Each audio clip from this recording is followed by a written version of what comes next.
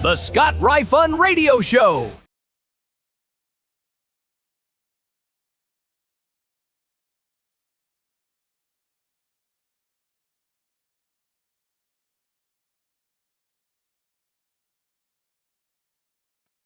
There we are. Hey, good morning. What's happening? It's Wednesday morning. Good to have you guys with us this morning. Good to be alive this morning. Big night at trivia at Max last night, and had a blast doing that. A lot of folks showed up. Glad to have everybody who was there. Glad to have everybody who's here. And Wednesday morning. So, and I will tell you, yesterday, I put out an email every week with kind of an incentive to show up for trivia. And I always post it on social media. So I put it on Facebook, and I have 3 different little Facebook places I put it. And one of the things I opened with was, because it took me time yesterday to find a moment, because I really haven't been doing a lot of like lunch breaks or anything. And so it took me a moment to find some time yesterday to actually put the email together and send it out. And I mentioned that, part of the reason for that was because I started the new job with the county, and the number of people went, "Oh, really? What are you doing?" Really kind of surprised me, because it told me not everybody's watching the stream. We're getting really good numbers on the stream. That's the thing. I mean, we're getting, within a day, we're getting usually around 3,000 viewers on the stream. And of course, we encourage you to like it and share it and do the YouTube thing. Yesterday, I know at earlier points yesterday, we were at 1,120 subscribers. We are currently, where are we right now? 1,123. So it's growing. It's still growing. Keep liking it. Keep sharing it. Hit the bell for notifications. That, of course, will give you a little push notification every time we fire this thing up and start going live. And of course, we give you a little countdown so that you have time to get there, get situated, get ready, and join us for our little stream this morning. And I'll go ahead and tell you this. If you want an update on the radio thing, I talked yesterday to the person who is my potential future radio partner, and kind of getting tired of the waiting game. And I think I'm going to announce a date soon. I think we're going to have, we need to lock in a date, but I think I'm about ready to, let's just go ahead and do a date. Let's just go ahead and do a thing, because I've been sitting here for 6 weeks. It'll be 6 weeks today. And as much as I'm enjoying doing this every morning, and I really do enjoy this. This has been fun because it's been looser, more informal. But I'm ready to get back to doing a program. And it's just time. I'm just, I'm tired of, and because the thing is falling in place with the county, I'm trying to kind of figure out how my day goes, where I carve out time for me, that kind of thing. And, how everything fits together. So I'm kind of wanting to put everything all together. The reality is I probably should just get settled in at the county level first and then go do the other stuff. But, I'm hard-headed that way, I guess. So anyway, let's say hi to everybody. Good morning, Gary. And again, we've got a thumbs up from Paul, which means it's time to start. Greg says good morning from number 8. David says good morning, folks. He's up in North Carolina.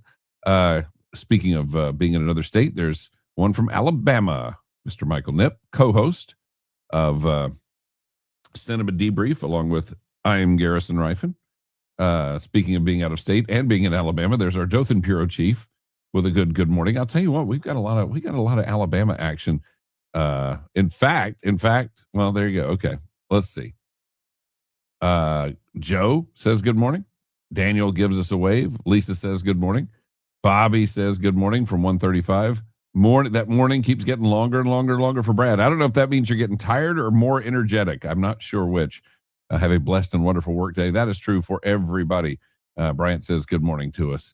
Number 33 says he is here. He's number 1 from North Florida. That is Hemingway lookalike there. Faye says good morning. 1138 is standing by. Oh, let's see. Hang on. One of our bureau chiefs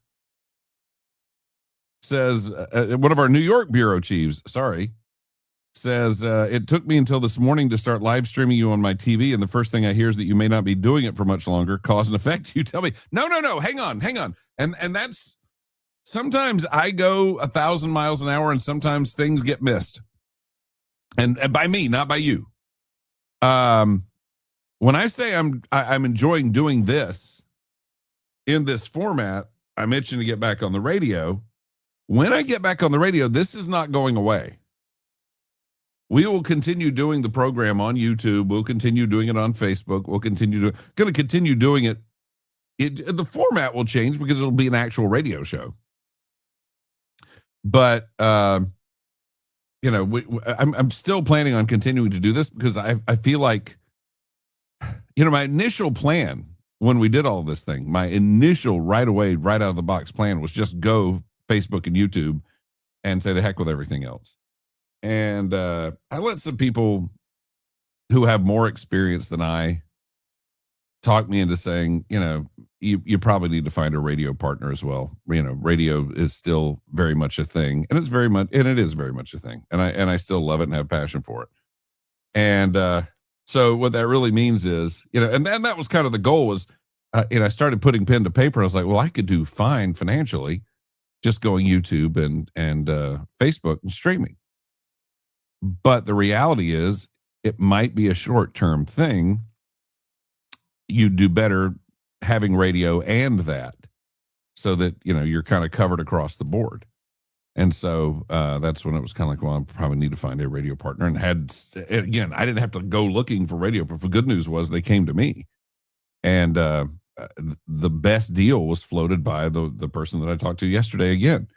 And it was weird because like the initial deal was not to I didn't really care much for the deal initially that was proposed. And then he kind of came back with something else that was like that. And it was weird because it went from something I didn't care about to exactly what I had in mind. And so I knew at that point, okay, we're in sync on this now. We get it. And we've had several sit down meetings where we just, I don't see a lot of division between what he thinks about this and what I think about this. And that's good. So going to have a good radio partner. But by the way, it is an honor to have number 1138 standing by. It is always an honor to have him here. Pam says good morning. Gina says good morning. Dwayne, number 180, says good morning. Rob says good morning. Our Sanford bureau chief. 161 is locked and loaded for the mission. Good to have you there. Why did the countdown stop? Because it counted down. It ran 2 minutes. I watched it. It went all the way down to 0. And then it stopped. I don't know. Do you go past 0? I don't know. Karen says, good morning. On this day in 1914, the first electric traffic light was installed in Cleveland, Ohio, paving the way, so to speak, for traffic cameras. So in a roundabout way, I guess. Ricky Smith, good morning. 174 smiles, good morning. And 174 was, I don't know if I mentioned this before or not. That was when I worked at Camelot Music in the Glen Place Mall. That was our store number, 174. Good morning, folks. Tommy says good morning. And again, thank you, Tommy, for I haven't got it mounted in a place yet, but thank you for the amazing, amazing sign. It is tremendous. I love it. I hate that you had to pay real American money to ship it inside the city of Brunswick, which is crazy to me. Good morning for Edward. Yes, Edward. Good to see you, sir. And Muriel is the first one to hit us up for a number today. So we will do that. We'll open this thing up, South Georgia 40. And Muriel gets our first of 3 possible numbers today. And she is getting 194. Done. How about that? Jim says, happy hump day. Brian, Dallas, Texas. Yeah, I got to talk to Brian too. Brian is a guy who I've had some discussions with, and Brian brings something interesting to the table as well. And Brian, I was thinking about you last night. I've not forgotten about you. Radar 1833 says good morning. Stanley says good morning. New day, new challenges. Yeah, morning to you and woof to your girls.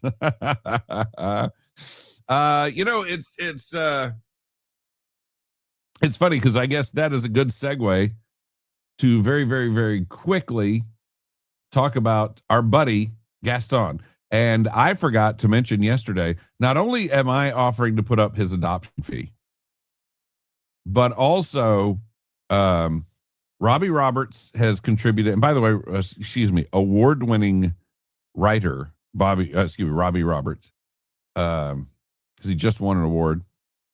Robbie Roberts put up $100 gift card to Island Dog, which he gave me Friday. I have it in my possession. Island Dog has put up $100 gift card to Island Dog, which I'm assuming they have in their possession because they are Island Dog, for crying out loud. And now I forgot to mention Noah Ring has put up $100 gift card. So you've got $300 that you can equip your home for your dog with treats, with toys, and I will tell you, just having met the young man, he is a food-motivated individual. There is a reason why he's attacking this. That's a McDonald's something, because that is clearly a McDonald's bun and clearly a McDonald's wrapper. In fact, I would say a cheeseburger based on the yellowness of the wrapper and this little hint of cheese over there on the left side of the picture. But he is a very food-motivated boy. He is also a boy who is very different when he gets outside versus when he's in the adoption room. So one of the things that was mentioned to me yesterday by some of the folks who were trying to help him out and they're talking about doing a billboard for this kid because they like him so much, and he is, he's been in the kennel for over 630 days now. He's been in the pound for over 630 days, and they're literally talking about getting a billboard out to say, because he's apparently been on the euthanization list every month for this year. He's escaped his fate.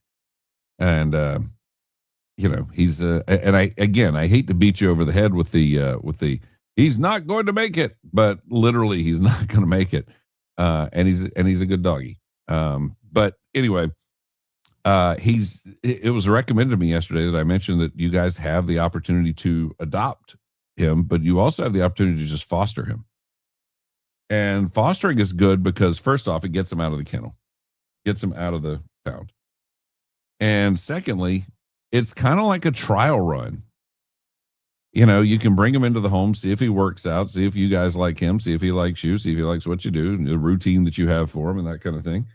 And I promise you he'll like it. That's one thing I have found. And I don't know if this is like anthropomorphism. I don't know. But I know that the dogs from the pound seem to be genuinely appreciative of having people. When I get home every day, those two dogs go berserk every single time. They go nuts that I'm home. They are delighted. They are tickled. And when Mrs. Rifen gets home, they are delighted. They are ecstatic. They go crazy. And it's every single time. So, I feel like the dogs that you get from a place like that have a certain appreciation because they've lived a different life, and it's not the life they want to live. So, and again, that may be me anthropomorphizing all day long. I don't know, but it seems that way. So anyway, Gaston, I'll pay the adoption fee.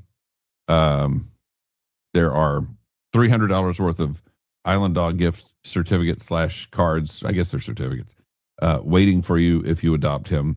You do have a chance to foster him first, and you can certainly bring him home and see how he does in the house and see how you do with him, especially if you've never had a dog before. Because it's a huge responsibility. You have a lot of things you have to do. Please reach out to people for advice if you've never done this before, because there are a lot of things that it's easy to get wrong. And a lot of things I'm sure we still get wrong. But he's out there. He's ready for somebody. He's looking for a home. So there you go. All right. Get back on the radio, John says. I bought a new one the week before iHeart committed suicide. No comment there. Good morning to you. And good morning again, Brian. We'll have a conversation. We do definitely need to have a conversation. Because I'm getting set to just, I've been trying to wait all this stuff out, but it's just like, I'm getting impatient. 25 says, good morning. Bless his heart. He can't figure out YouTube yet. He's a smart guy too. That's what I can't figure out. He knows how to do a lot of things, but for some reason, the YouTube has escaped him. Michael says, good morning. 149 checking in. 193 right there. Mr. Richard Dennis Kaysen joining us this morning. And Roger joining us as well. Roger gave us but it's great when you're doing trivia and you get like John Williamson giving you a bunch of paper and then Roger Blava giving you a bag of pens, and all of a sudden you don't have to spend any money putting on trivia. That's pretty good. Woody says, good morning. Let's see. Fellow members of the South Georgia 40, number 111 there. We are approaching South Georgia 40 times 5. Yeah, we're getting pretty close. Need a chicken neck charters t-shirt. Okay. I don't know if I do or not. Did I get his story? I got a big write-up that was posted in the in the chat yesterday. I think, if that's what you're talking about. But again, he's adoptable, and he's also fosterable. You can foster him. Just get him out of there. Any word on who will cover the football games next Friday? Well, let's start with that. Next Friday night, don't get excited about next Friday night. Next Friday night are scrimmages. And I will just tell you, when G-Man and I were, every year we would have that question. Are you guys covering the game tonight? And the answer was always no. Because we tried it. And it's just, scrimmages are awful on the radio. They're just terrible. Because the scrimmages are there for the teams to kind of see what they can do. The coaches, it's really kind of a glorified practice with a different team there. And because of that, they'll change the rules in the middle of it. There's no consistent scoring, and they don't, and the coaches don't care about that stuff. Really, at the end of the day, they don't really care about the scoring. They don't care about the rules or anything. They care about evaluating their team, seeing what they can do, seeing how they can oppose another team, and that kind of thing. It's bad broadcast. Bad. Like I said, we tried it and it's just not good. So we stopped years and years and years and years and years ago. And we still get it every year. You guys going to cover the scrimmage? No, we're not. So this is kind of a dual thing. Any word on who will cover the football games next Friday night? Hopefully nobody will, but that's not my say. It's not my purview. I have nothing to do with it. It is not in my wheelhouse anymore. The iHeartMedia has a contract with the Glenn County school system. The last thing I was told was a little over a week ago, where I was told that they had informed the athletic department that they planned on honoring the contract. So from there, I can't tell you anything because I am not employed by iHeartMedia and no one has reached out to me. So there you go. Glad to hear your voice in the morning again. I appreciate that, sir. Very, very, very much. This Friday is BHS scrimmage against Waycross. Yes. And we will not be covering a scrimmage. We just will not. Will not. Will you be doing Glenn County EMA things on YouTube pertaining to storms, or is that not allowed with Glenn County, or is that part of your position in Glenn County? Just curious. I actually will be working information for the public safety division, which is fire, which is police, which is animal services, which we started with Gaston before I even got the job. So that's a coincidence. And EMA. So yeah, when there's a hurricane coming, I will be doing information. Will I be doing like a steady stream like I normally wind up doing there? I don't see how I can't. But it is going to be kind of a tricky thing to do because you know me, I'm all about let's get the information out there as quickly as possible. And sometimes that's damn the conventions, but working in the system, sometimes you have to do it in such a way that enables you to get the grants afterwards. And we're going to talk about grants again this morning because, oh boy, the grant stories this morning in the paper, just out there. 821 first game against Camden. Yeah, exactly. This week is the scrimmage. And just like I said, nobody in their right mind covers a scrimmage. Now, that's not to say no one covers scrimmages, but no one in their right mind covers a scrimmage because it's bad radio. And, the only reason you would do it is to milk somebody for money. And to be honest with you, I couldn't do that in good conscience. I'm sure somebody would be willing to pay. I'll pay you for you to broadcast that, and I'm sure that would be a thing and you could make money. And in radio, you're in the business of making money. But I don't think I could accept someone's money for giving a really bad product on the radio. I just don't see that. So, but 821 is the first game, and I wish them luck. I hope they do well. I'll be following the whole thing because I've been so tied into all of that.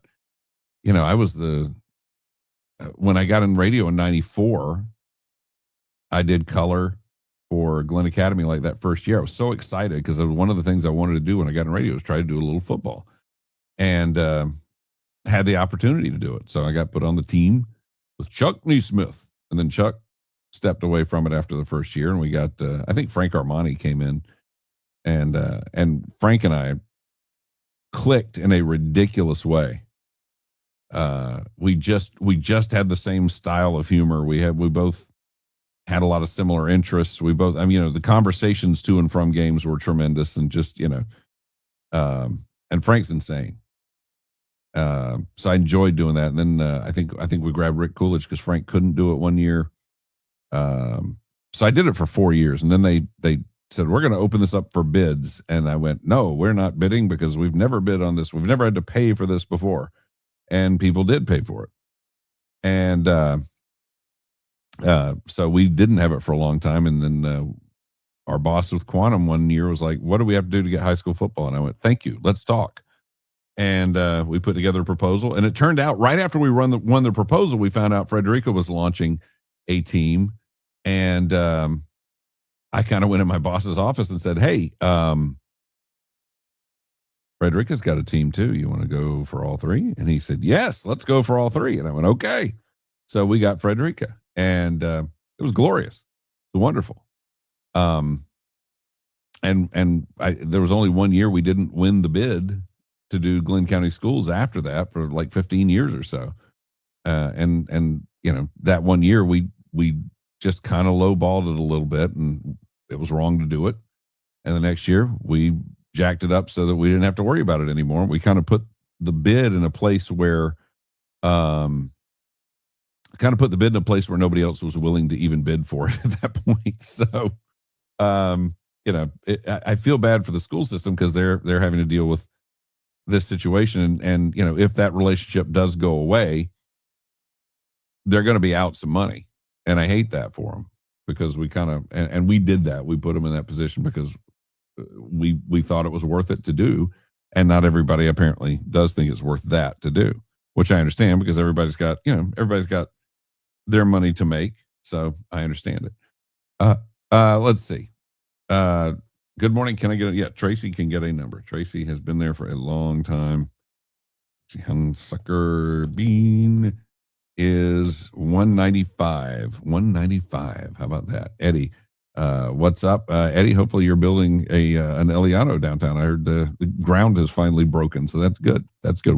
I really have come to enjoy the Elianos that's out here at exit 29. Good morning from the Guyton area. Thank you for doing this valued information for you. Well, we haven't really even gotten to the information part yet. We're just kind of warming up here, but I'm glad to have you here. And do me a favor. I got another email from some Savannah folks yesterday that basically the email was just, you disappeared. Where did you go? And so spread the word, please. Spread the word. The word needs to be spread. And I'm just one man. 147 checking in. Camden County, first day of school today. Yeah, Savannah, Chatham County Public School System, first day of school was Monday, believe it or not. Glenn County is tomorrow. And yeah, Camden today. So everybody's up there. Frank's a great guy. Frank is a great guy. Will you still talk to Lauren Smith this football season? It's funny. Lauren called me and I have not talked to him yet. My belief is we will be able to make something happen.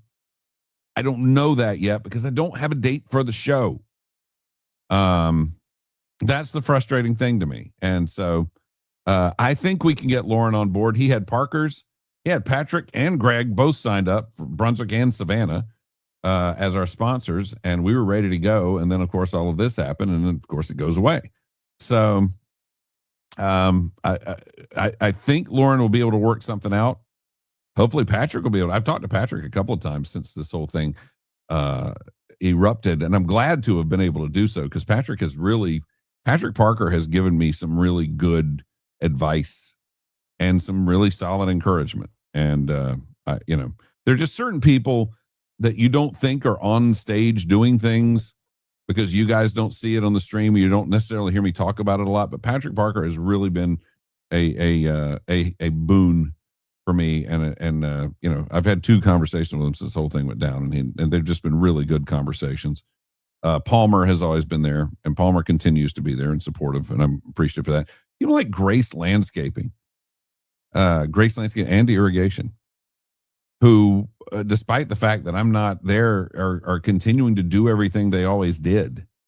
And so, you know, and they've asked, you know, is there a place for us in the new thing? And yeah, there is a place for them in the new thing, especially just as far above and beyond as they've gone.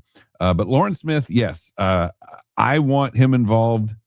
We'll see what happens. It's, you know, and let's, you know, break down the walls here and talk about business, because that's what it is. Lauren will do it because he's getting paid to do it. In other words, what he does is he goes and sells the sponsorship, and then we split the revenue. And, you know, so he gets half of it and the station gets half of it. Or in this case, it would be, you know, he gets half of it, and then we share the revenue between the station and me for the other part. So, you know, yeah, I'd like it. First off, I would make money if we did it. Secondly, Lauren would make money if we did it. Thirdly, I think it's good to have him on because I like Lauren a lot. Lauren has become a good friend over the years.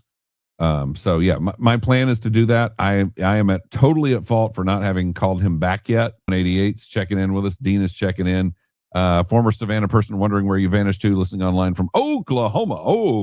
Now, are you permanently in Oklahoma? Or are you just visiting Oklahoma? I'm glad that you found us. And I hope more people are able to find us for sure. So Eliano's in Folkestone opens August 19th, I'm being told by Danny from Prime South Bank. There are rolls of toilet paper all over the causeway heading onto the island after the first bridge. Not sure how it got there. Sounds like people had some problems. This was how it got there. Top of the morning, Pierre. All right, so let's get into talking about some stuff, if you don't mind, today, because we got a full itinerary here. Suggested Woodbine charter changes draw a fire. Now, this is that thing where Woodbine hasn't had an audit in like, I don't know, 5 years or something like that. And they're trying to get it done. They've brought in a consultant to deal with that. And it's still kind of a mess because the consultant said you need to make changes to your city charter and you need to do it now. And Woodbine is going, you know, the citizens of Woodbine are going, wait a minute, because it's the same thing for me, to tell you the truth. Like when I go buy a car, like I have one rule on the car, and I hold to that rule no matter what. And that is, if I buy a car, I'm not buying it the first day. I'm not buying it the day that, you know, I'm not buying it the day that I've found it. We start making the deal. You know, I'm not going to buy it that day. I'm going to think about the deal overnight, no matter what, even if I love the deal. And I've frustrated some people with that before. You know, I want that car very badly. I like this deal, but I got to sleep. I'm sleeping on it. I'm going to sleep on it. Never do it right away. Because personally, I just don't believe you make life-altering, gigantic decisions with a snap. I don't think that is a good or healthy thing to do. And I think it leads to making bad decisions. So I always sleep on a big decision, always. And I'll be honest with you, sometimes you have a little different perspective when you get some time behind you, and you get some thoughts behind you, get some sleep behind you. So yeah, I get it. They need changes. They need changes quickly. But at the same time, you don't just throw these things out there and then you get 24 hours to review it. And then all of a sudden, we're going to make these changes. One of the things Stephen Sains points out is that the changes they're proposing for the Woodbine Charter don't actually penalize anybody. Like apparently they put all the onus on the city manager. City manager has to get the audit done, you know, blah, blah, blah, blah, blah. And then the council can approve the auditor and that kind of thing. But largely it kind of puts it on the back of the city manager, which is fine. I don't know that's any different in the city of Brunswick, to tell you the truth. I think it's probably the same type structure, but you don't, Well, first off, there are no penalties for not doing it, and the big problem they have right now is it hasn't been done. There's no penalties in the new charter for not doing it, and secondly, again, the people of Woodbine are kind of having it thrust upon them, and they do have to make some changes. There have to be some changes, no doubt, but 24 hours and no real input from the citizenry is not the way to do it. And that's what I'll say. That's all I got to say about that. String of car break-ins as GCPD urging people to lock doors. String of car break-ins early Monday in the Saddlebrook neighborhood. That's off Kate Road. Prompted a call from the Glenn County Police Department urging people to lock their vehicles. County police investigating at least 10 break-ins that were reported on Monday that appear to be connected to a group of 3 to 4 individuals who wore hoodies, masks, and gloves as they rummaged through vehicles, stealing at least one gun, cash, and other items. And again, why are we continuing to keep our guns in unlocked vehicles? I'm not sure. Mayor Van Johnson would be very, very upset with you if that were happening in Savannah. So don't do that. But do lock your doors. I mean, and what's interesting, though, is they already have kind of a description of the group of people. Why do they have a description of the group of people? Because everybody's got a camera nowadays. It is very funny to me that people are going berserk about the flock cameras, and even to the point of like chopping them down and stuff, but they don't realize everybody's got a camera now. Well, that's private citizens. That's not the government. Yeah, but they give it to the government. They'll give it. The government will say, we would like to have that footage. And they go, yes, here you go. Because it helps keep them safe to do that. So, and the flock cameras are probably not as invasive as the your Ring camera that you have outside, or your whichever brand you use. YMCA. This is interesting because somebody's there have been so many stories about the YMCA closing, and they actually had a sign at the YMCA that somebody snapped a picture of, basically saying, we're not closing. You can still go to Darien until we find a new place. But what new place are they going to? We were having the discussion the other day about, have they marketed well? Because a lot of if you read the actual article that Michael Hall wrote, he says, the statement says, rising facility operation costs, declining membership, and lower program participation led to the decision. And let me just say, let me put on the old guy hat here. 32 years of doing this. Early in my career, we used to always get announcements from the Y, and sometimes they would buy ads. But we would, for the early part of my career, we often got, don't forget, Y is having a class for this, the Y is having a class for that, swimming lessons, Tai Chi, whatever's going on. They would get announcements out to the public, and they would do it through the radio stations. I will tell you, I personally cannot remember the last time we got anything from them. I can't, I mean, I know it happened. It has to have happened at some point. I can't remember when it did. I couldn't tell you. So, when I say they didn't market, they didn't market. If they did, they didn't do it well, because we never got any announcements from them for years about that. And we would gladly have helped them out. We would gladly have run PSAs for them. We would gladly, if they want to make a small ad buy, we would have gladly given them free ads in addition to the money they spent, because they're a nonprofit operation, and we would do that for people. We didn't get that from them. So I'll say, and again, a lot of it to me is Savannah has been running the operation, and it's nothing against the city of Savannah, clearly. But I think a lot of times when these guys have, my main operation is Savannah, the outlying areas get a little short shrift. And then they start going, well, where can we cut? Because you're just Savannah. Well, no, you're not really just Savannah. You're all these other things too. And it's sad because they don't have the personnel or the resources to deal with all of these things, but they get consolidated into a position where they have to. And it doesn't work out for anybody. It doesn't work out for them. It doesn't work out for the communities that they're serving. And again, though, and I think because they were being run out of town, probably one of the reasons why they didn't have a foothold on talking to people in this town. We see it in a lot of instances. There are times when consolidation is and can be a good thing, and there are times when it's just not a good idea. Gas prices trend downward as oil prices drop. I'm not going to say much more than that. Average gas price $3.86 per gallon yesterday, subject to change overnight. 6 cents lower than last week, 29 cents higher than last month, 95 cents higher than last year. But they are dropping, and that's the key thing there. Yes. Let us talk about this, because this is another installment in the saga of grants are evil. Well, I'll tell you what, we'll get to that in just a second, because we do have comments stacking up. And I don't want to have comments about stuff that's not relevant to what we're talking about at the time. So let us see.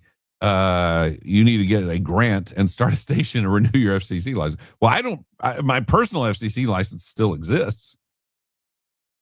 You'd have to have a license for a station. The problem with the reason I want a radio partner, because there were a lot of people early on going, you go get a station, go get a radio, just go get a radio station. It's not cheap. And I'm not saying it's not cheap as in it's kind of expensive, like you bought yourself a nicer car than maybe you should have. It's insanely expensive, especially if you only have one. Really the only way to make it work out financially in this day and age is you have to have multiple stations. You have to, because each station is a revenue stream. And with that, then you have the opportunity to, you have one traffic person can handle 3 or 4 stations, and you're paying them basically the same money you would paying them, maybe a tad more, if they were just doing the one radio station. You have one business manager who can easily handle 4 stations, and you would be paying them essentially the same thing as if they were handling one. Same thing, just up and down the line with the salaries. So it's just insanely expensive to run a radio station. I say God bless anybody who does it and does it successfully and doesn't rack up between $5 and $16 billion in debt. I say good on them. But because it's tough and it's expensive, but it can be done, but it has to be done at scale, and you just can't do one station. Not anymore. The reality is that you just can't. You can't make it work for the most part. Alan says full-time in Oklahoma now. Well, I'm glad you stuck with us, man. I think, when people move away, and this happens to us a lot, it's why we have all these bureau chiefs all over the place, is a lot of them are people who started off in Brunswick. We have a Virginia bureau chief. She was a Brunswickian, and she moved to Virginia, and we have, which is bureau chiefs all over the place. We have our roving bureau chief, our consulting bureau chief. A lot of these guys are people who started. We have our Charleston bureau chiefs. They were Brunswick people, and they moved, and they stuck with the program. And I love it when people move and stick with the program. I just, it really means a lot to me. And it means that, we did what we set out to do, which is make an impact on people. And so I think that's just really cool. I appreciate that. What about in the house? You know what, Lauren? Lauren called me the other day. I haven't called Lauren back yet. I haven't called Lauren or Lauren back yet. And I need to call Lauren. If he wants to do something, he's going to be 90 this month. I think that's right. But he's still, he's still mentally sharp. He's still got his voice. If he wants to do something, he didn't get paid a lot to do those commentaries, and I can't really pay him a lot. So if he wants to do it for kind of similar money, we'll have that conversation, because I would, it would be an honor if he wanted to be involved in what we do next. I'll just say that. And who else I haven't called back, who called me the other day? Bill Edwards called me the other day. I haven't called him back yet. And, I wouldn't mind getting him involved in this whole thing. 191 checking in. He's got his number ready to go. They've been seen on Northwood on camera as well. The same guys, I'm assuming. That's the thing. Flock camera, schmock camera. Everybody's got cameras outside their house. Sometimes the camera is so sharp it picks up that driving the truck is a guy from an Iranian TV show. I outside your house, which is really a weird thing. Let's see. 137. Good morning. Our favorite low-level government bureaucrat. I'm very low level. I'm so low level, people don't even know I'm there. It's a weird thing. Trump and the Village people need to do a rally at the Y, or they may need a grant. Yeah, there you go, the grants again. And we'll talk grants. We got grants this morning. Trust me on that. Trust me on that one. Good morning, Donna. It is good to have you here. If you don't have cash to buy a radio station, just get a grant. No, we're not doing the grant. Once saw my TV station's monthly electricity bills. I was saying, that's the thing. There are so many different expenses and people don't understand. It's the electricity bill is tremendous. The legal requirements, you got to paint a tower. Well, you got to pay a guy to paint the tower. You got to have the lights on the tower maintained. You got to pay a guy to do that. And understand, when somebody's climbing up a tower, they're kind of crazy, or they're motivated by some big cash. And you don't want to hire the crazy ones. So, it's a really expensive prospect. 189. Good morning from Crossfield Town. It was good to have you with us, man. Glad you woke up and did this. I knew his birthday was in August. I for some reason I thought it hadn't happened yet, but he's like 90 now, which is awesome. Same one. Okay, good. Sounds like your voicemail might be. My voicemail is often full. About calling Reagan. Reagan will be part of it. No doubt. Reagan will be.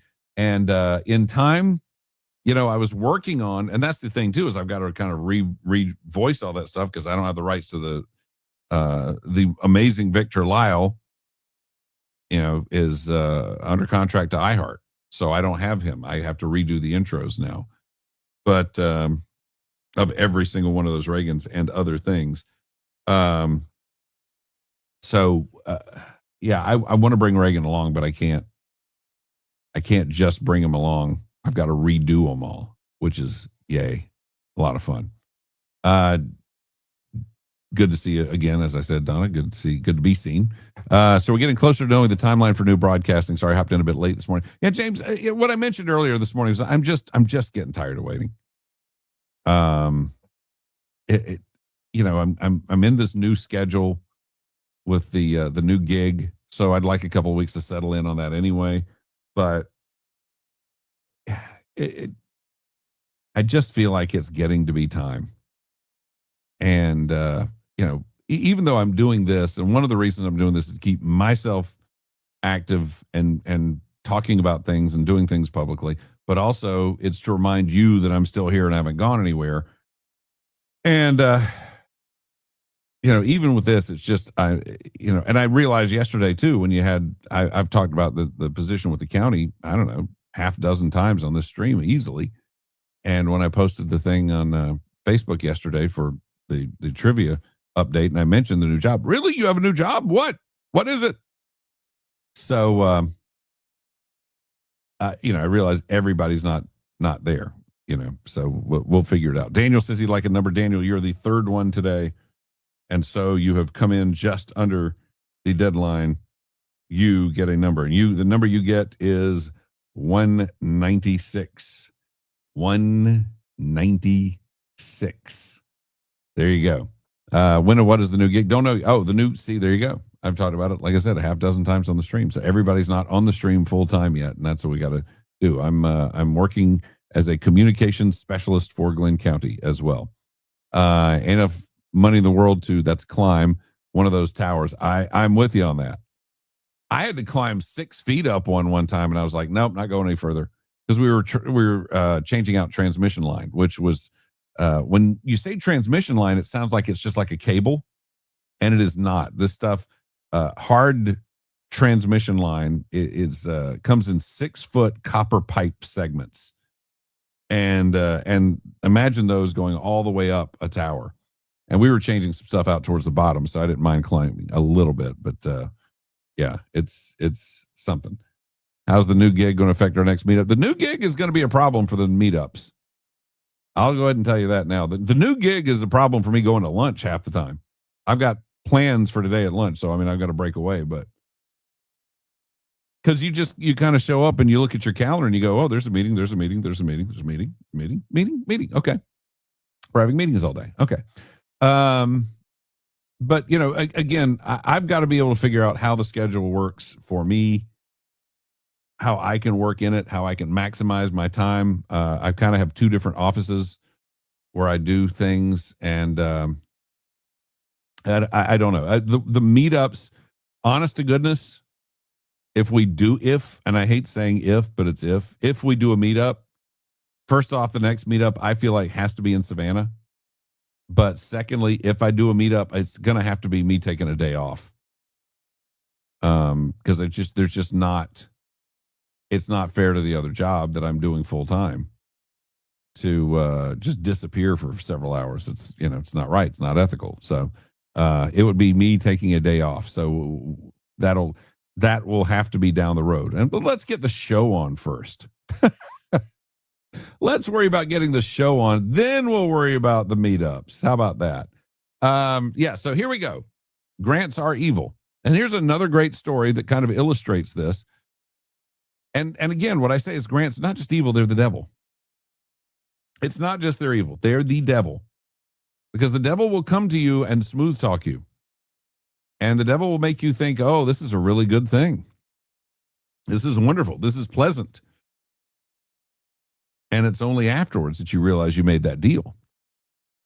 Drug court and juvenile justice grants are among the items considered Thursday by the Glenn Canny Finance Committee. An adult local felony drug court grant from the Criminal Justice Coordinating Council for $748,225 with a local match of $132,040 for fiscal year 27 drug court fund will be considered. See what this is? Local governments, and I don't fault them to a certain degree because the grant money is there. If they do not take it, someone else will take it, and everybody is going to get ahead of you if you don't take it. And again, that's why I think the grants need to be wiped out, period. But it's not a matter of lobbying your local government to not take a grant, because that's not going to eliminate the problem of grants. They have to be turned off at the faucet. But see, I mean, when you're with local government and you say you're entrusted with the local taxpayer dollars, and you say, "Wow, we need drug court.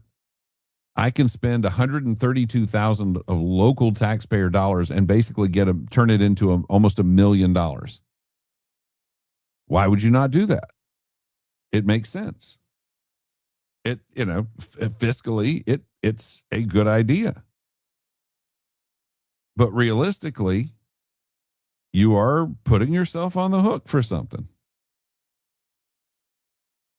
You are going to be responsible for something down the road. You are going to have to do things a certain way, enforce certain policies. There are certain things you're going to have to do. But you are, as a steward of taxpayer money, going to be given an opportunity to take $132,000 and turn it into $880,000. And that's how the locals view it. That's how they're designed to view it. And really, it's kind of how they have to view it. So again, I don't fault people for taking the grants, but I think the grants need to stop, because it's basically government's way of controlling you and what you do and how you do it.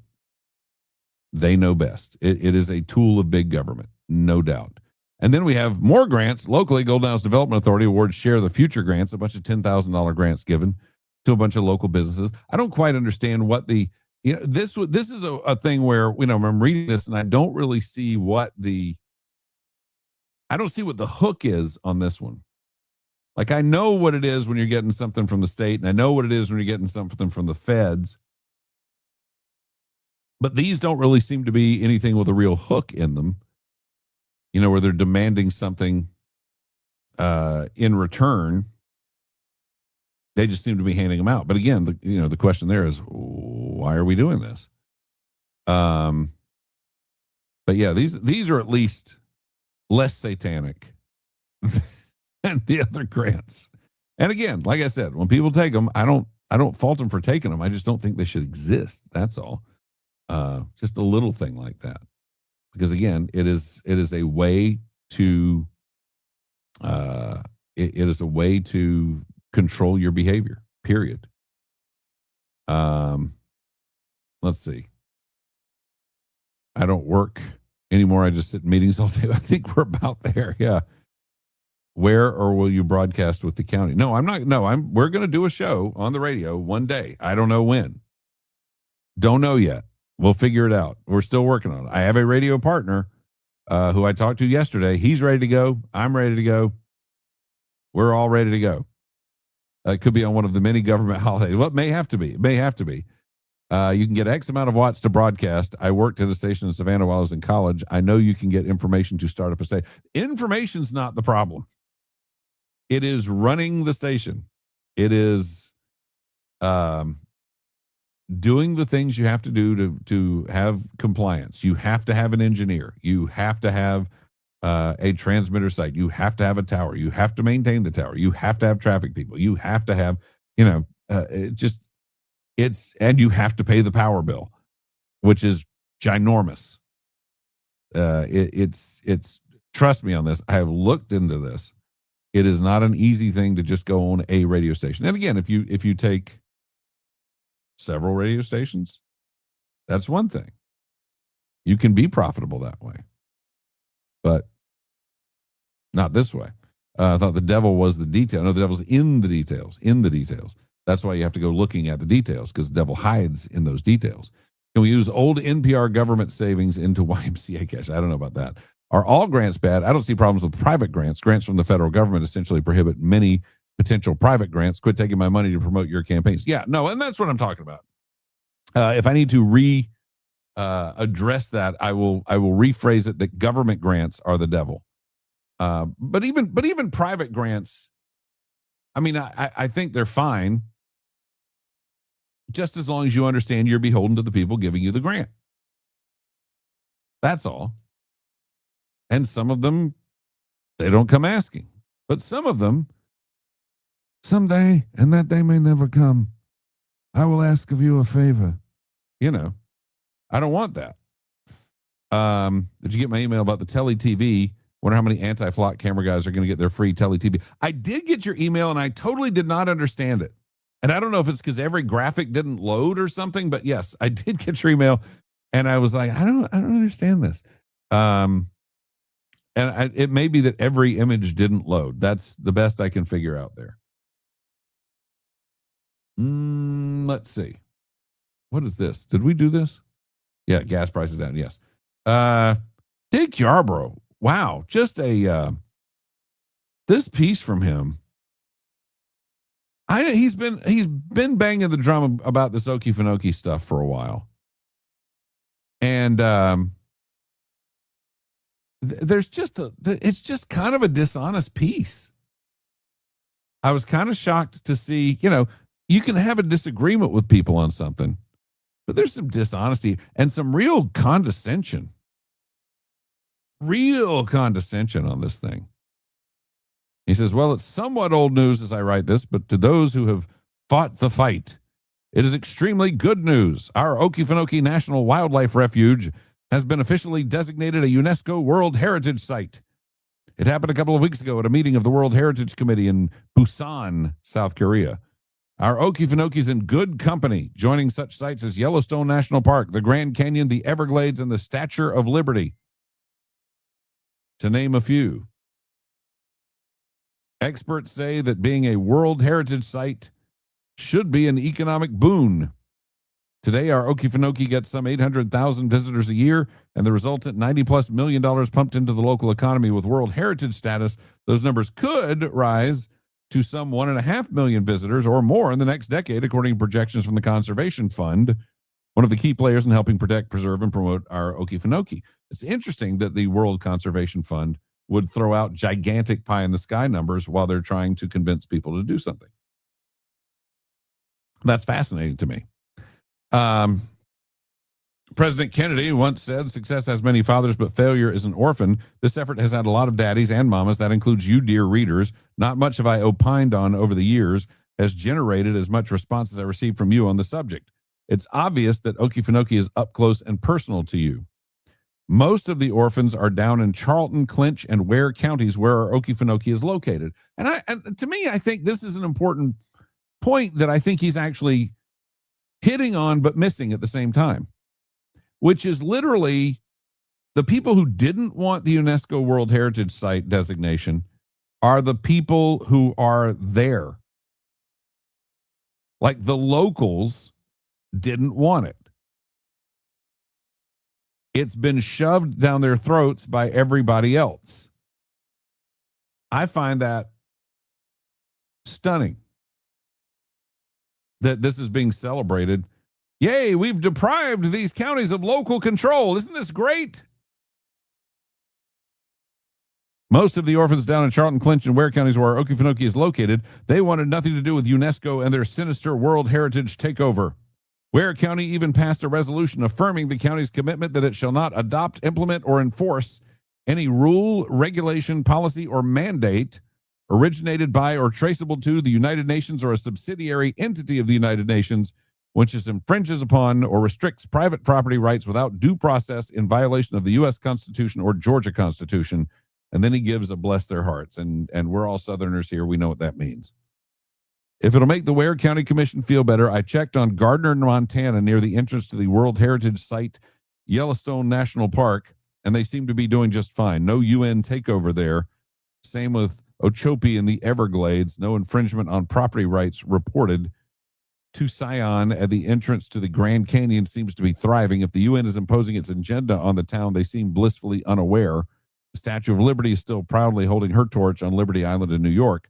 This is closing the barn door after the horse has bolted advice, but you and your anti-UNESCO friends might have done your homework first before issuing such poppycock statements. And again, poppycock or not, they're the locals. Poppycock or not, it's their area, it's their turf, it's their territory. But the thing that really kills me is then you want to get really dishonest here. Here we go. The anti-World Heritage propaganda wasn't about the United Nations now being able to dictate the education curriculum in Clinch County schools. It was about the designation of our Okefenokee as a world, and he's doing the our Okefenokee thing, like people do the our island. Like the second they want to try and claim some kind of authority to be able to stop you from developing. This is our island. Well, no, actually, that part of the island is yours. That little postage stamp over there, but the rest of this is not yours. Our Okefenokee. And again, he does that so he can claim the authority to be able to tell people whether they can or cannot develop it or develop around it. And again, it was a designation of our Okefenokee as a World Heritage Site, making it more difficult for the local timber barons to lease their land on or near Trail Ridge to mine for titanium dioxide so that the world never runs out of toothpaste whitener. Now, Dick Yarborough is not a stupid man. Dick Yarborough knows very good and well that this is not about toothpaste whitener. Even if that is an ingredient, that's not what this is about. It's about batteries. At the end of the day, surface mining is about the components of batteries more than anything else in this day and age. And we are more and more dependent on lithium-ion batteries. And the material for that has to come from somewhere. And frankly, most of us would rather it come from America than from China, which is predominantly where we get it. Afghanistan, we get it. And so, you know, and again, the dishonest argument that they're going to rip apart the swamp to do it when the site that they wanted to do it in was 3 miles away is stunning to me as well. Roughly 8,000 acres next to the refuge, the trail acts as a dam, creating huge rainwater basin. Both pro-mining and anti-mining forces have produced studies on the potential impact of mining Trail Ridge, good and bad. And again, 8,000 acres next to the refuge. What they mean by next to the refuge is 3 miles away.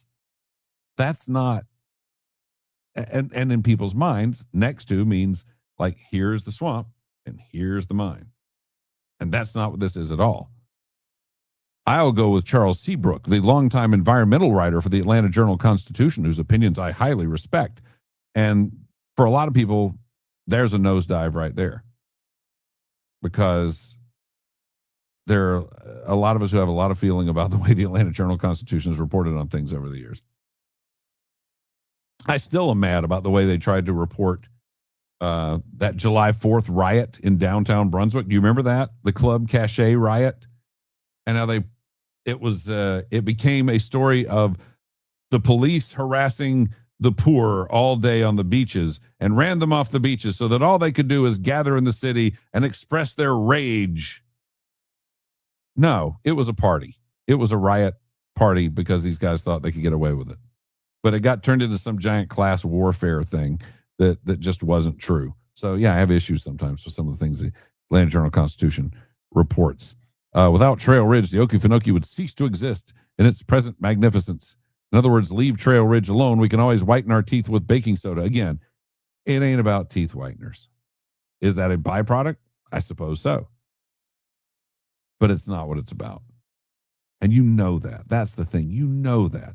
You know that the site is not on the swamp. You know that the site is 3 miles away. You know it's not just about teeth whitener, but you say that to minimize opposition and try to make the opposition look stupid because all they're trying to do is get teeth whitener. And that's just dishonest. This is a ridiculously dishonest piece. I'll just say that. Governor Brian Kemp has remained largely silent, although he hailed the UNESCO decision as a fitting recognition for the Okefenokee that will further strengthen rural counties that surround it. And then he says, whether Rick Jackson or Keisha Lance Bottoms becomes our 84th governor in November, in my opinion, the optics favor a fresh look at a ban on mining. Jackson doesn't need the timber barons' money, and Bottoms likely doesn't want it. Well, Jackson's not going to get their money. That's not how this works. And Keisha Bottoms does want it, actually. She's just got to keep face with her base, too. But she wants the money. Mining opponents are energized and ready to make their voices heard. The silliness about a United Nations takeover is just that, silliness. Our Okefenokee is now our Okefenokee. He's in Atlanta, by the way. And it's our Okefenokee. Why? Again, so he can claim some form of authority in dictating what happens to it over the locals who is mocking, who also want say in what happens to it. Pogo the possum says thank you. And that's and I'm sorry, I just think this is a very, very dishonest column. All there is to it. Let's see. We were awarded the training grant. It's used to fund courses at Coastal Pines as well as industry certifications to offset costs to train up new hires. It funds a matching grant. Yeah. And again, yeah, but I mean, I just don't understand why it exists. And again, I don't fault people for going after them and taking them. I don't get why a lot of these things exist. Okay. So Telly TV, it's a free TV service, which you get your free TV with their state-of-the-art sound bar with mic and camera and a second monitor that streams ads 24/7. Really? And it comes with a mic and a camera? That's kind of scary. What happened to Reverend Al? Don't know. I haven't. He sent me a note right after this whole thing went down. Great guy.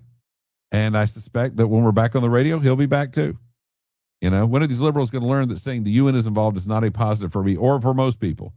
Okay, back to Telly. You get the TV and service for free, but you cannot block the camera or take off internet. If you do, will be fined $1,000. You must state your sex, age, and race to qualify for the free TV. Oh, interesting. Sounds just like the telescreen from 1984. You know, and that again, people willing to surrender their freedom in their own living room, for crying out loud. It'll be interesting to see how many people are like flock camera destroyers versus people who take the free Telly TV. I want to convince people to do something. I would think 800,000 people visiting a year is a bigger threat to the Okefenokee than a titanium mine. 5 miles outside. But yeah, and let's talk about making it 1.5 million, which is what they're saying now. 1.5 million people visiting the Okefenokee. I'll tell you the difference between the titanium mine and the 1.5 million people that they say are going to visit the Okefenokee now that it's got the designation. The titanium mine is miles away. The people visiting Okefenokee are visiting the Okefenokee. They're leaving people footprints. They're leaving people trash. They're leaving people destruction of nature there in our Okefenokee. Mission Meals Incorporated needs a grant or commercial kitchen to get back to providing meals for qualifying vets and first responders. Just saying. So if you got it, there's a good one right there. If you're going to do a grant, there's one right there for you. So Tele-TV similar to the info screens on Starship Troopers. Would you like to know more? There you go. Who do you miss so much? Al? Google Tele Free TV. All right, we'll do that. And Google questions you have for the service. Okay. The timber baron he's referring to is one of the nicest people you want to meet. Maybe you should get to know him. There's a good point, too. There's a good point.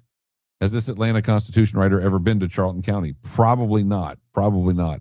Are the Okefenokee pundits and the red snapper scientists cousins? There's a great question as well. Has this guy ever been to? Well, he must, because it's our Okefenokee. Absolutely. Who's reading 1984 and saying, let's do this? Yeah, and I got to tell you, that's the thing for me. You know that I've been talking for years. Ever since I revisited that during COVID, I've been going, guys, you have to read 1984. Please go read 19. If you've never done it, and it's kind of like my MMR shot where, I didn't have 2 after the age of 11, 1 year, 11 months. That's when I had it. Then I had to have it again just to reinforce it. If it's been 20, 30 years since you've read 1984, go read it again. It'll be terrible. Let's see. I've been chewing on it since you said it, but I just can't swallow someone being so nonchalant about us basically suspending the Constitution for foreign involvement. Yeah, well, he is not just nonchalant. I mean, condescending. I mean, that's the thing. It's just like, it's dishonest. It's condescending.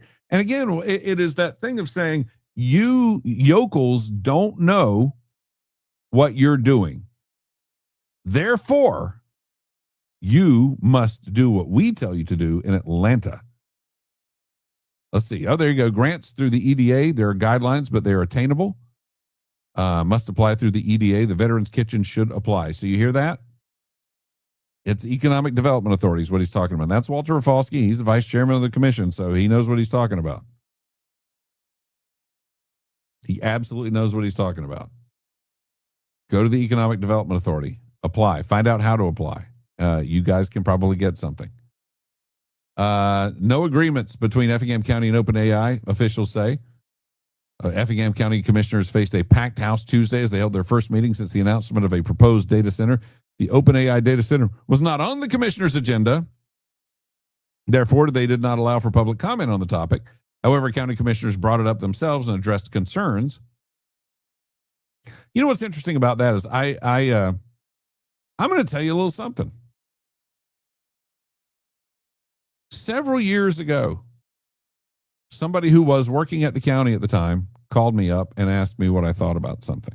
And the person is no longer working for the county now. So I'll just, I don't want anybody who's working there now to be accused of this. But somebody called me and asked what I thought about the fact that the county commission was suggesting moving the public comment period to the end of the meetings. And I said, that is a great idea. I know people get mad about, like, when I say that, when I support that.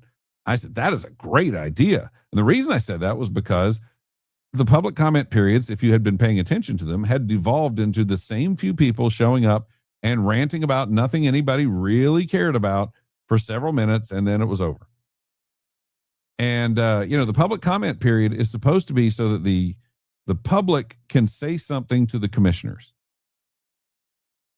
And moving it to the end of the meeting still made it so that the public could say things to the commissioners. What it didn't do was give them the biggest audience of the thing, because, the biggest audience will be people tuning in at the beginning, people sitting in the stands at the beginning. Because once people, like, if somebody goes before the county commission, and I've watched this happen a few times because I've been to a few meetings over the years where I've actually had business in front of the commission, people show up when their business is done, they leave. And, people got mad. Well, the county doesn't want to hear from the public. No, they do. But they know that there are people waiting in these seats who want their business handled, and they want to be able to handle their business. And so they moved it to the end, and people, again, they don't want to hear from the people. No, they still hear from the people. The difference is you don't get to grandstand in front of the biggest audience in front of on the internet. Because the largest audience will be the early portion audience, because people will fall off as it goes on, just the way it is. And you won't get the benefit of having all the seats filled with all the people who are not there to hear you. They're there to conduct their own business. So I thought it was great. Ends the grandstanding, and all of a sudden those people that are showing up to grandstand aren't showing up to grandstand anymore. And they're claiming the county doesn't allow us to speak. But they do. Because again, the purpose of public comment is you speak to the county. Not you speak to everybody and hold forth and pontificate and are given the mic to denigrate the commissioners and that kind of thing and accuse them of this, that, and the other. I thought it was great. I supported it. They moved it. But one of the things that I always heard was, nobody else is doing this kind of thing. Nobody else is restricting people this way. And you see this, Effingham said it's not on the agenda during public comment. You can't even talk about it. I mean, our public comment, you can get up and talk about your shoes. If you're having a problem with your shoes and you need the county commission to know about your shoes, you get 5 minutes to talk about the shoes. In Effingham, they're like, if it's not on the agenda, we ain't talking about it. Sorry, dude. And that's it. So I think people, maybe they are going to come to the understanding that they got it pretty good in Glenn. But Effingham says there are no agreements yet. A spokesperson for the company called the project a done deal. However, Tuesday night, Chairman Damon Ron said the county has only shared to the company a zoning verification letter. So it sounds like they're backtracking a little bit on that. I've got a piece on that today that I'll try to get to. But we'll hit that a little bit more, I promise you. Let's see. Scott, I found a Vader and Luke figure from The Empire Strikes Back, but it's Lego Star Wars. Oh, no.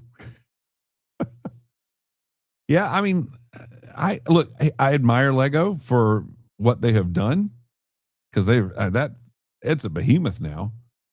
And I admire people who love Lego because they enjoy doing it.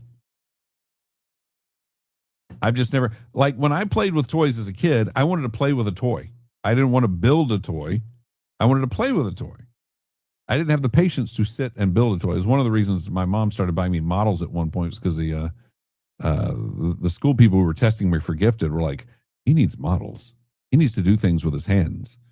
And now I had this really weird disparity where, they do two forms of testing. They do the verbal and they do the spatial. And my verbal was ridiculously high, and my spatial was only high average. And there was like a 22-point gap. And they were like, usually if there's a 10-point gap, it's considered a learning disability. But because it's high average to way up there, not really anything we can do, but why don't you give him some things to do with his hands? And maybe he'll get better at that. And I don't know that I did. It's one of the reasons I like to try to play the guitar and things like that, because it's a thing to do with my hands. I know I lack certain coordination. And so, I try to get better at things like that so that I can exercise that part of my brain. It really is brain work. Good. They're going to look into the grant. This is the point about hour. The hour is getting bigger and bigger. Like big government, big hour is just as bad. Great way to put that. Number 32. Ever thought about broadcasting from a big boat? I heard it's a little cheaper. Yeah, it's also illegal. My cardiologist told you your heart's in the right place. Good. That's a good thing. Are you saying that you don't, Mr. Putty, adjusting his public comment? Oh, I don't miss Putty adjusting his public comment. Putty's an interesting guy. I remember one time when Putty was running for office, and he was down at the radio station, and I walked by and I said hello to him, and he said, "Oh, Scott Rifen." I said, "Yes." He goes, "Why won't you have me on your show to debate you?" And I said, "What do you want to debate about?" And he goes, "Anything." That's why I'm not having you on the show to debate me. Yeah, I mean, we don't do this stuff randomly, I promise you. But I also remember when I was on the comprehensive plan committee, and because I was on not this recent time they did the comprehensive plan committee, I was not on it, but the time before that I was on the committee.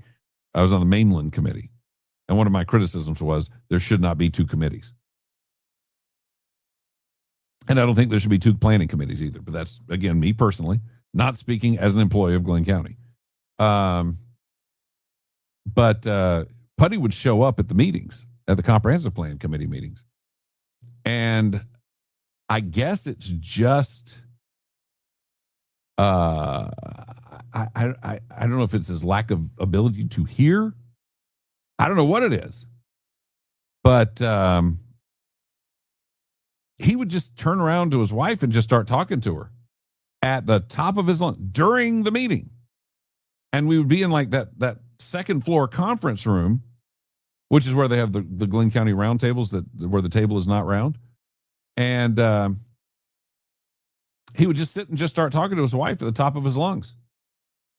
And we would have to stop the meeting and go, "Sir, could you please, Putty, please stop.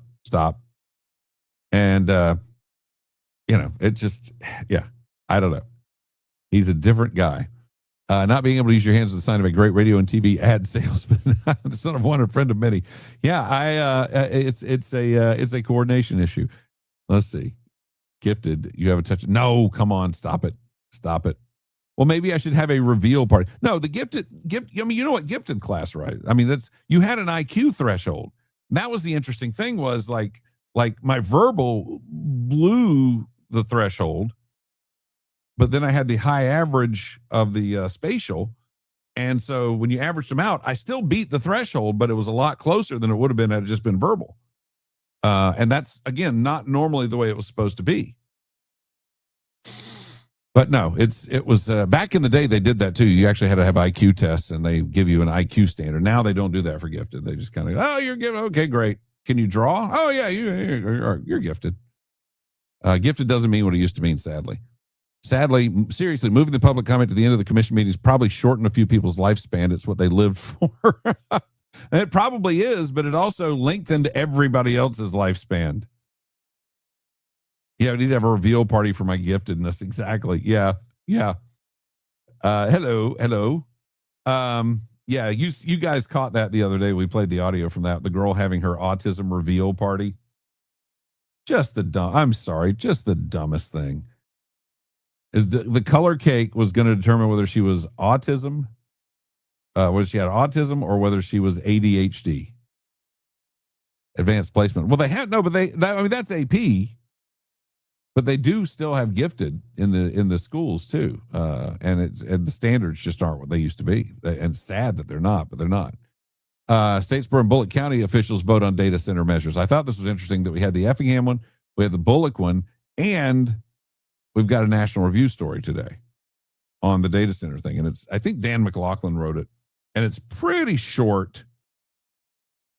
So I'm probably going to give you the whole thing. Yeah, it is Dan McLaughlin. Okay, that's what I thought it was. And let's go ahead and go to it. There it is right here. 2 things that will struggle to coexist in the AI era. The stock market just keeps roaring ahead as if the country and the global economic outlook were much more bullish than they are. A major reason is that investors remain bullish on artificial intelligence and the productivity gains it promises for American companies.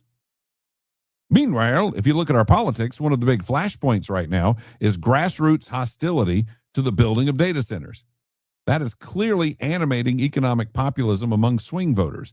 Democratic socialists, mainstream Democrats, and some populist Republicans have joined the chorus. And there are signs that the midterms will reward candidates for pushing this issue. In other words, there are people who are using the data center, the anti-data center rhetoric that we've tried to crunch here repeatedly. They're using that to win elections, to Congress largely. It's a largely irrational moral panic that is almost certain to burn out before very long, in the way that the moral panic about fracking did. Remember, fracking was causing earthquakes. But there's no consolation to anybody who loses an election over the issue, or to any company that finds its business plans thwarted. If the panic catches on broadly, it could give the Chinese a decisive leg up on the United States in the AI race. What I wonder is how these two things intersect. At some point, the market is apt to notice that the midterms are headed in a direction that will crack down on the very engines of AI growth that are sustaining high stock prices. This could end very badly. So what McLaughlin is saying, and I think this is interesting, is if anti-data center sentiment, well, let me step through this logically for you. One, the economy is not as good as the stock market seems to be indicating. The stock market is defying the economy right now, and the reason it's defying it is because of speculation about the future gains brought to us by AI. There is a movement in the midterms against AI data centers. So the question here is, if that movement proves successful and a lot of people are elected to Congress because of their opposition to data centers, do the investors then see the writing on the wall and go, holy cow, this is not going to yield what we think it's going to yield for a while because we're about to lose a lot of our ability to generate AI product. And thus the stock market goes. Psh. So his suggestion is that if the anti-AI guys wind up winning seats in Congress, it could well crash the stock market. This is a lot more sound and reasoned than when Paul Krugman went, if Trump is elected president, the market will crash and never recover. If you remember that one. But yeah, I think it's a real legitimate thing to note. Hang on. Okay, cool. Sorry, I had a note from the county. I have to do that first. That's the big thing. This was an interesting story, I thought, and that is big changes coming to the Messages app for iPhone users. And it's you know me, I don't just pick normal run-of-the-mill stories. There's something in this story that made me go, ooh, really? Let's see, Messages app. I've got to find the story. They wiped it off their front page. There it is. Okay, it is a CNN story. And it starts off in a blasé, mundane, typical way. You know, there's some changes coming to the Messages app. Apple's letting certain users test the beta test the revamp now as part of iOS 27 set for release next month. One update adds one-tap suggestions for photos, emails, notes, and calendar updates based on a message. Okay, that makes sense. That's normal. Okay, and again, why is he telling us about the updates to iOS? Oh, just wait. Others involve text change with non-iPhone users, ascending progress bar, and digital drawings. Okay, yeah, sure. Well, we have digital drawings already. I don't know why that's the thing, because I draw a little heart and send it to Mrs. Rifen all the time. And again, if you want to see how terrible I am with my hands, the hearts, when I draw a heart to her, it is so bad. And drawing with your finger is just not good anyway. But then when you're not a good artist, and the drawing with the heart is so bad, but yet also so distinctive, that I actually had my buddy Tim, who's a jeweler, make the heart that I draw, because it's so different and distinctive, and it's the heart that I send her, when I draw it.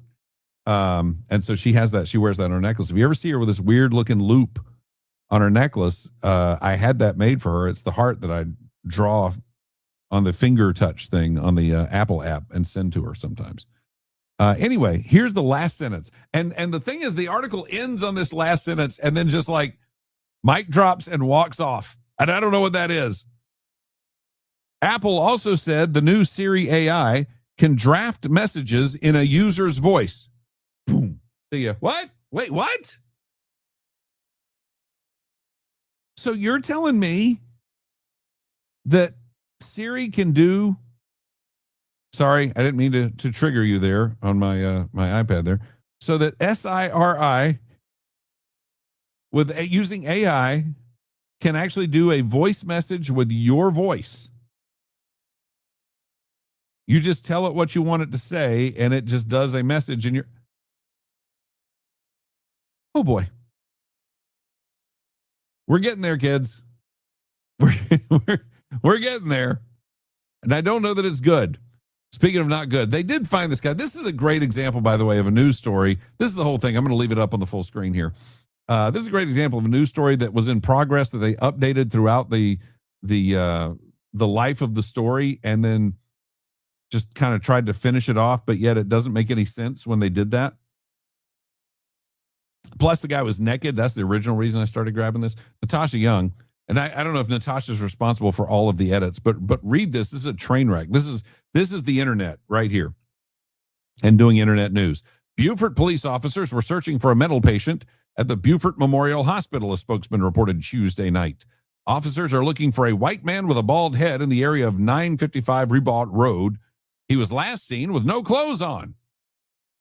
The man was taken into custody and returned to the hospital. If you see him, please contact the non-emergency number at 843-597-4529. And of course, if the man was taken into custody and returned to the hospital, what are the odds that you're going to see him?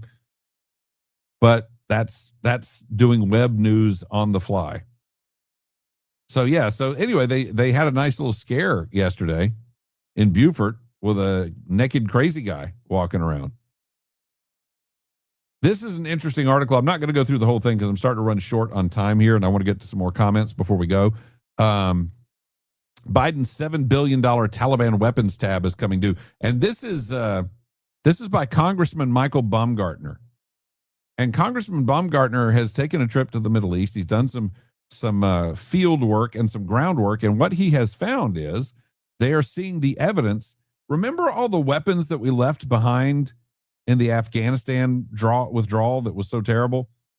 And remember, we were told by partisan hacks that, what we left behind wasn't worth anything anyway.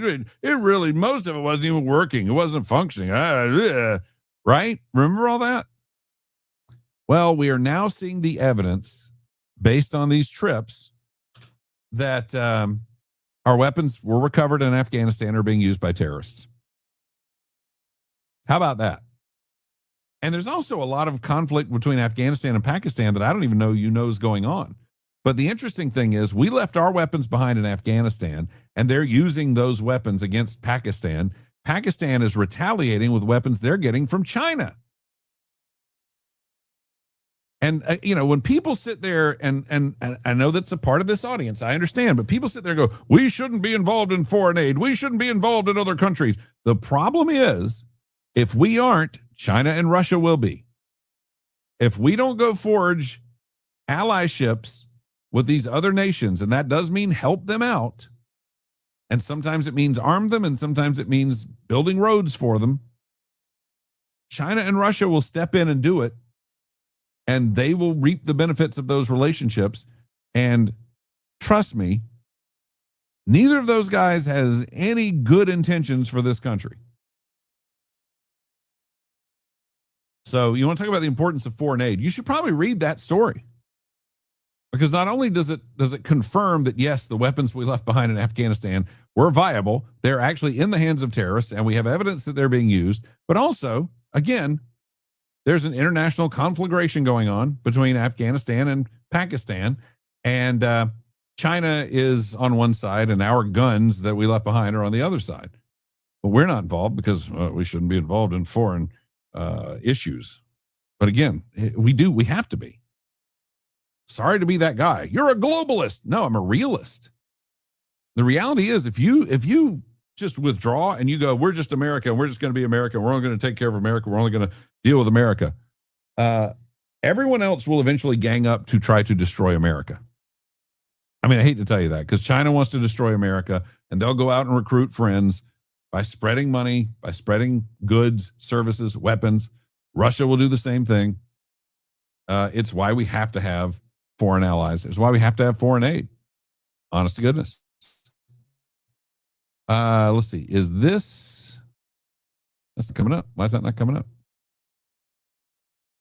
Let's try it again. There we go. Whoops.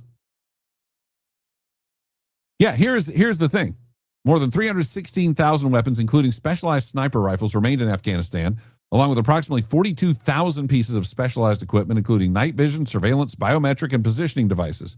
Now, remember, again, we were told by the Biden administration, nothing we left behind was really working anyway. We just left a bunch of junk behind for them. It's fine. None of that was true.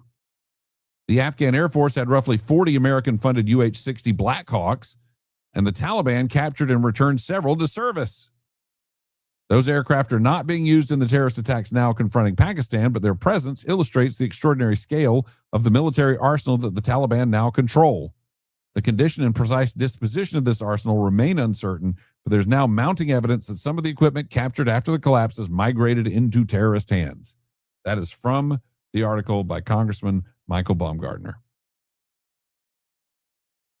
And it should scare you, to tell you the truth. Absolutely should scare you. Let's see. What now? Let's see. Could be like Pooler, who removed public comments. You can't speak anymore. You email them and they never address it really. Well, yeah. And again, we have the public comment period, and it's now in Glenn County, it's serving the function that it was intended for, which is so you can address a concern to the county commission.